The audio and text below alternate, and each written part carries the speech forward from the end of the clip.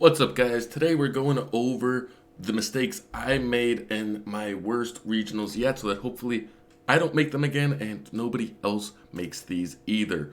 For example, I went into this tournament way too arrogant after my 55th place at Fort Wayne. I was feeling really confident. I felt that I could only go up, and now I'm going to be looking at a top 16, top 8, which clearly did not happen since I finished 1-2-2 drop. And the truth is, this is a 50-50 game. You have to play nearly perfect to be able to swing these odds in your favor. And I did not know my list well enough.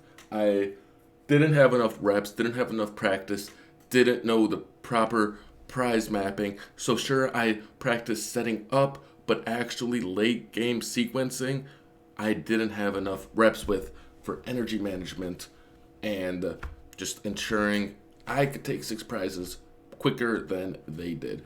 And then also, because I didn't know my list well enough, I was not prize checking. And one of my friends told me when I was just starting out, if you don't prize check, you will not be able to compete with the top level players. And it's so true, because there were multiple times I went to do a play where I I didn't really lose that many games because I didn't prize check, but there were definitely times where I had to play a certain way, not knowing if something was prized or not. And if it was prized, if I do this, I automatically lose the game, which does make it a little bit awkward. And then I spent way too much of my cognition on basic sequencing, where you should be going into the tournament knowing what order you play the cards in every single time. It's usually relatively consistent in each match. And then because of this, you will then have more cognition to focus on resource management, prize mapping, prize checking, looking through your opponent's discard, seeing what they have left of their resources. And instead, I spent too much energy. Do I play this first? Do I play this first? Does this increase my odds of doing this? Does this decrease my odds of finding the card I need here? And that was unacceptable from somebody who's trying to be a top level player. And this also led me to missing a KO on a Lycanroc VMAX, because I assumed in my mind it had 330 HP or something along the lines, because most of the other playable VMAXs do.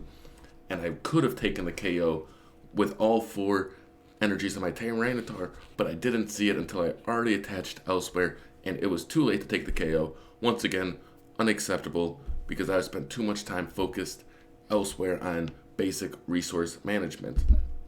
On top of that, my list had problems.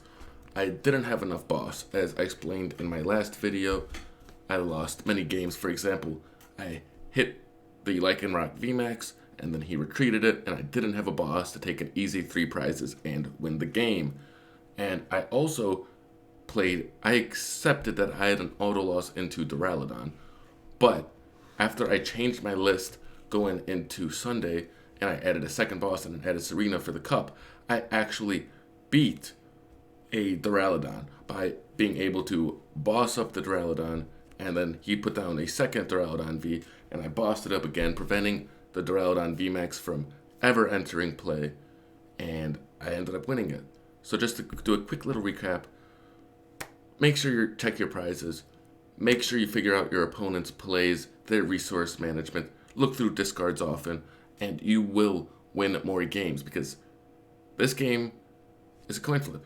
When you have a great player on the other side, you have to do something extremely, extremely near perfect every single time if you want to be the top level players that are consistently top 16 and top 32. So I hope this guy's helped, and we will see you in the next video.